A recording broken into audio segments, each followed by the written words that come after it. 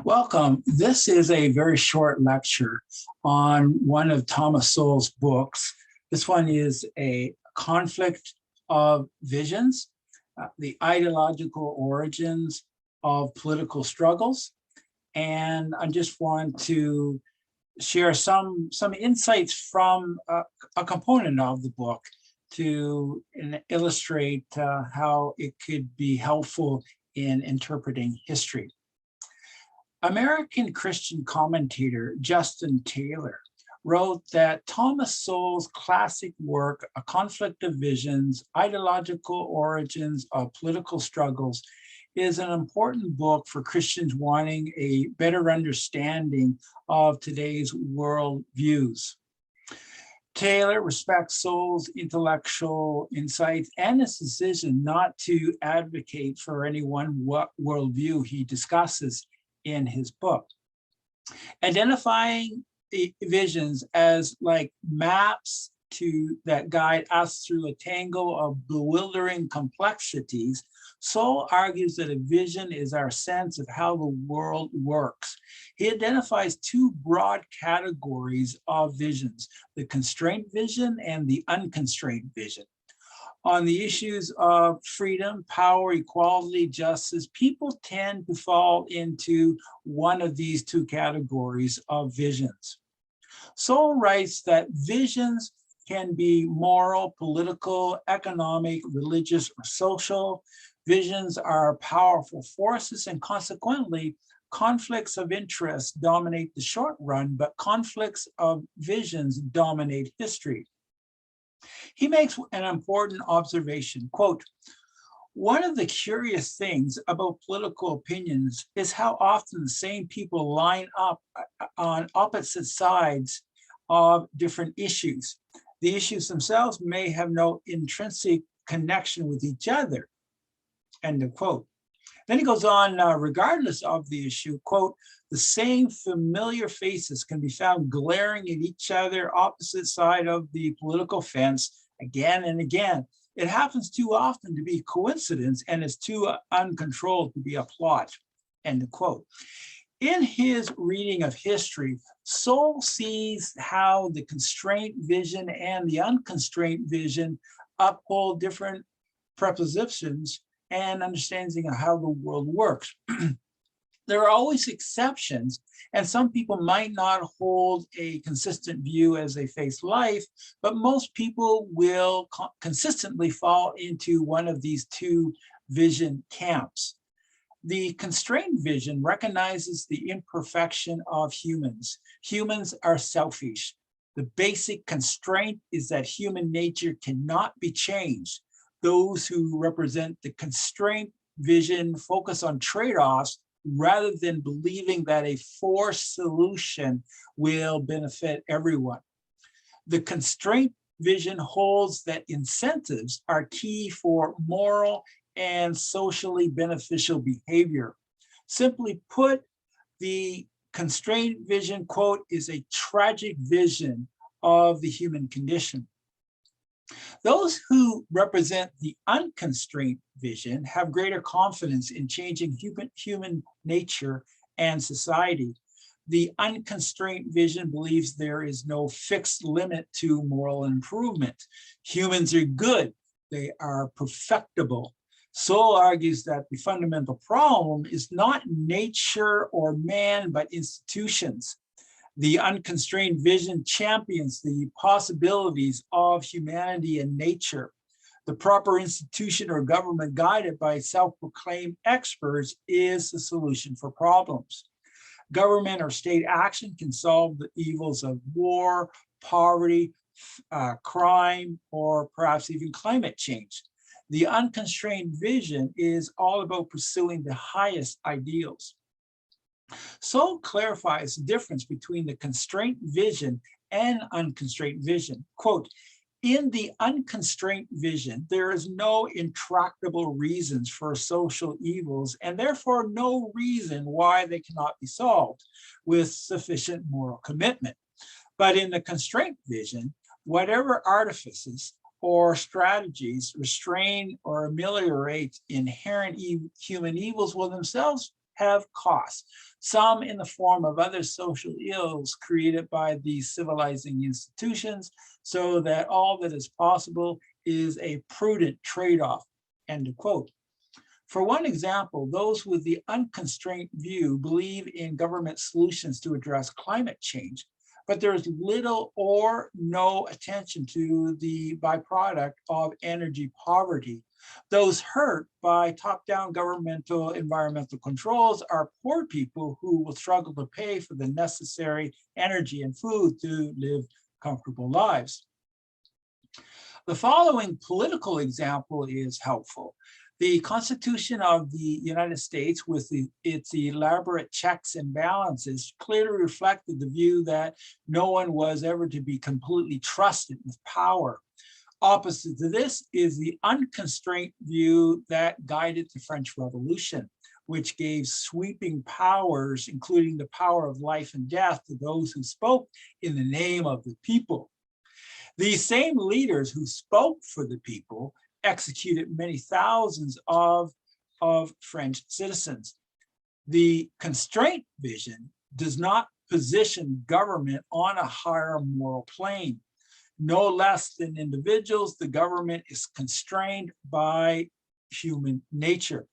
Decisions by the governing forces of the French Revolution resulted in many deaths, but defenders of the revolution viewed this outcome as acceptable.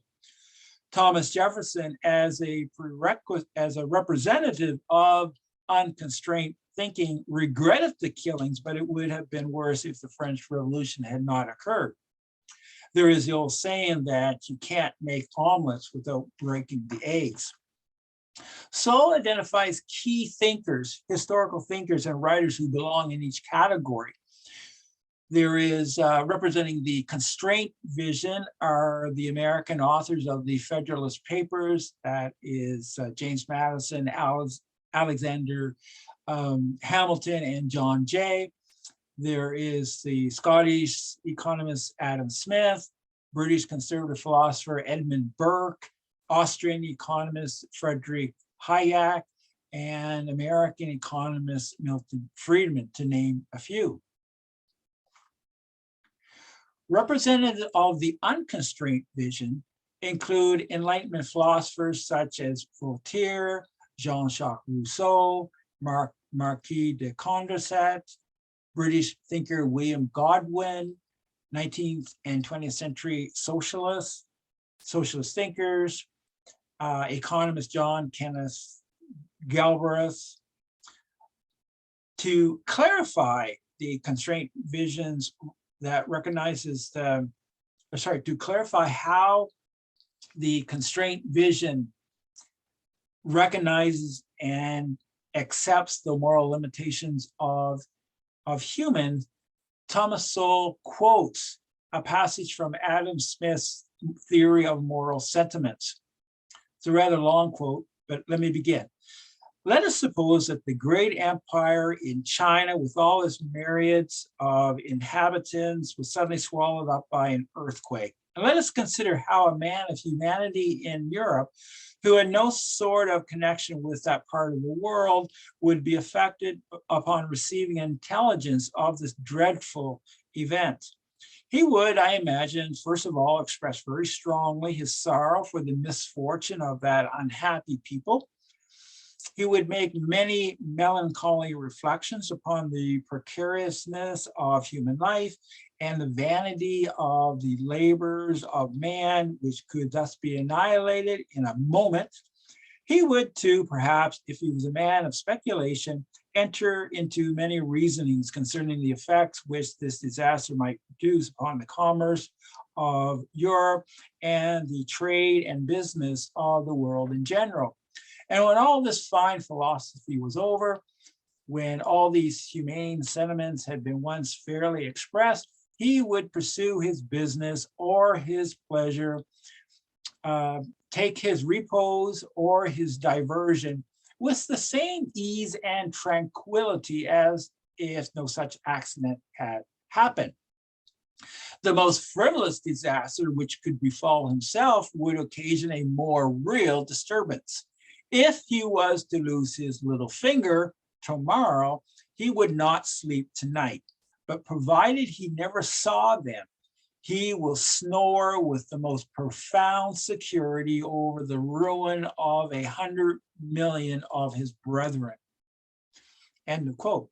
Well, Smith's message is that the moral limitations of humans are what they are. They cannot be changed. It was impossible for a European to feel the full pain of the Chinese who suffered. He explains, quote, nature, it seems, when she loaded us with our sorrows, thought that they were enough, and therefore did not command us to take any further share in those of others than what was necessary to prompt us to relieve them, end of quote.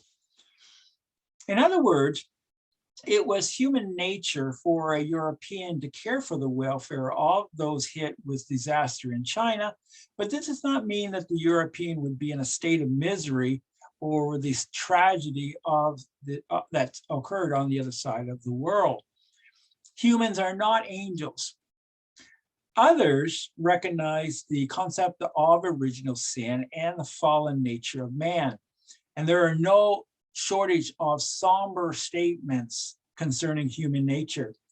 Alexander Solzhenitsyn wrote, quote, and even in the best of all hearts, there remains an uprooted small corner of evil. Elsewhere, he writes, if only there were evil people somewhere insidiously committing evil deeds, and it was necessary only to separate them from the rest of us and destroy them, but the line dividing good and evil cuts through the heart of every human being.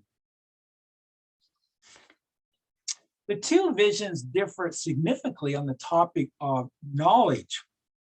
The constraint vision maintained that the knowledge of any one person is not superior to the accumulated experience and knowledge of the many.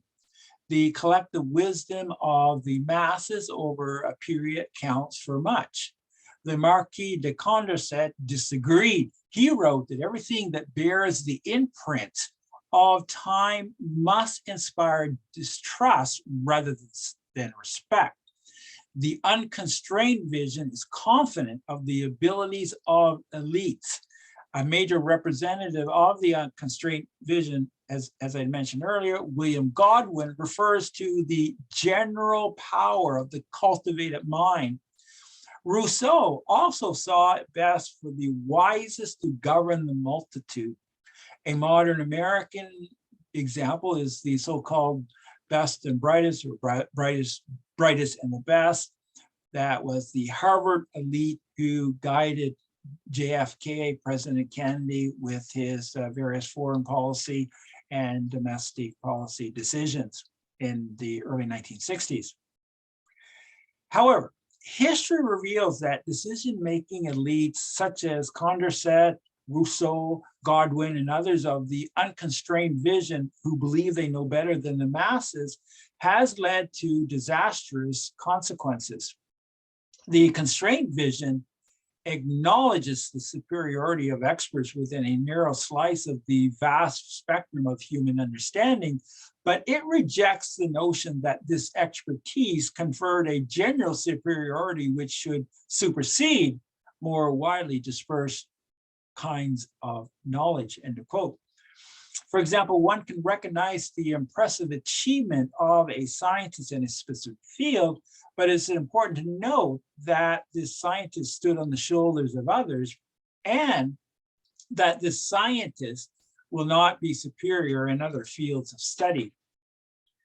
A government adhering to an unconstrained vision is open to the idea of enforcing its policies to achieve more equalized economic and social conditions. So when we look at the application of the constraint and unconstrained vision when it comes to social policy, there's something quite revealing here. The historical record shows that the tactic of coercion is common with socialist governments.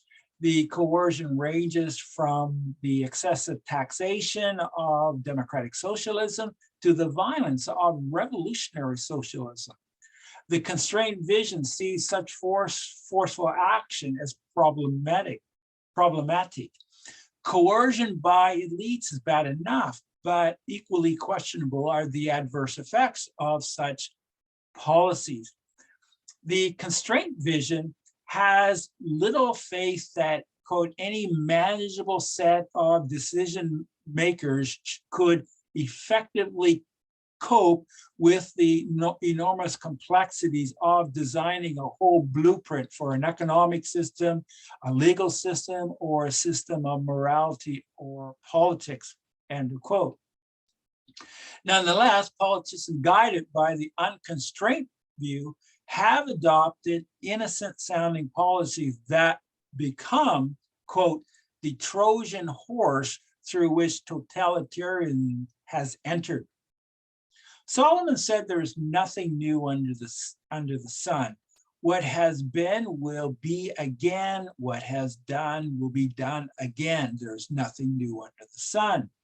The unconstrained vision does not align with what Solomon is saying. The unconstrained vision and constraint vision clearly differ on the understanding of history. Sowell writes that, quote, in the constraint vision, it is mostly the costumes and scenery that have changed. In the unconstrained vision, the play itself has changed. The characters are fundamentally different, and equally sweeping changes are both likely and necessary in the future. In conclusion, having awareness of the constraint vision and the unconstrained vision is helpful in better understanding the clashing of worldviews in the past and the present. So that just gives you a very quick introduction to Thomas Sowell's A Conflict of Visions. Thank you.